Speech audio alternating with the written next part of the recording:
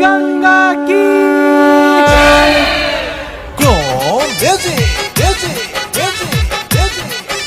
Music by Rajkamal Sinha.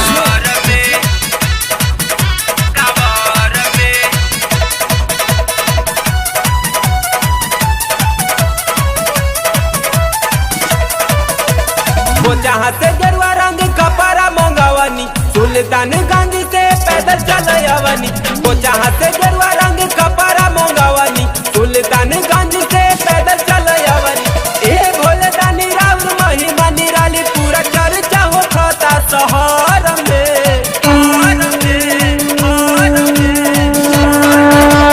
Ganga जल पानी भर लाइल पानी गंगा जल पानी भर लाइल पानी बाबा हो अपना कांवर में। गंगा जल पानी भर लाइल पानी बाबा हो अपना कांवर में।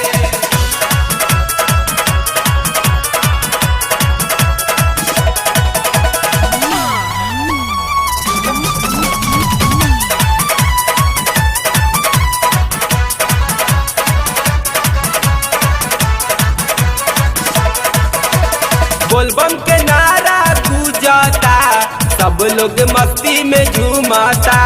भांग धतुर के चिलम चढ़ा के हर हर बम बम बोलता।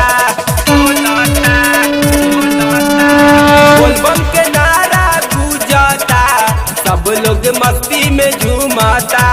भांग धतुर के चिलम चढ़ा के हर हर बम बम बोलता।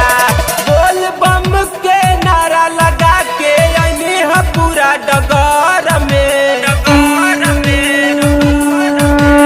गंगा जल पानी भर लाइल पानी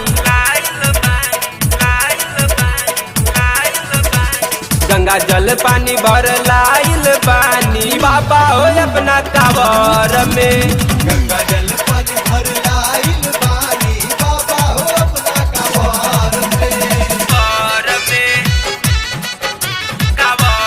में।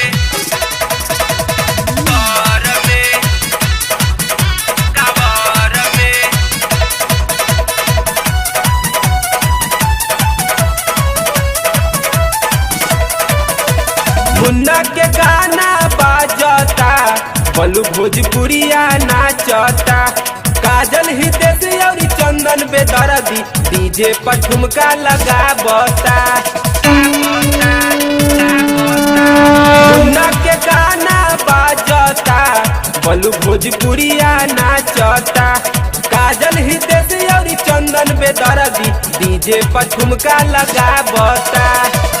गांजा भांग के भोग लगौनी आठों पहर दिन रात में। गंगा जल पानी भर लाइल पानी गंगा जल पानी भर लाइल पानी बाबा हो अपना कांवर में। गंगा जल पानी भर लाइल पानी बाबा हो अपना कांवर में। वो जहाँ से गेरुआ रंग कपड़ा मंगवनी सुल्तानगंज से पैदल चलवनी। वो जहाँ से गेरुआ रंग कपड़ा मंगवनी सुल्तानगंज से पैदल चलवनी। ए भोले दानी राम महिमा निराली पूरा चर्चा होता शहर में।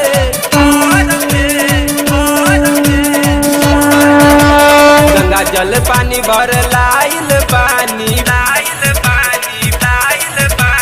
गंगा जल पानी भर लाइल पानी बाबा हो अपना कांवर में। गंगा जल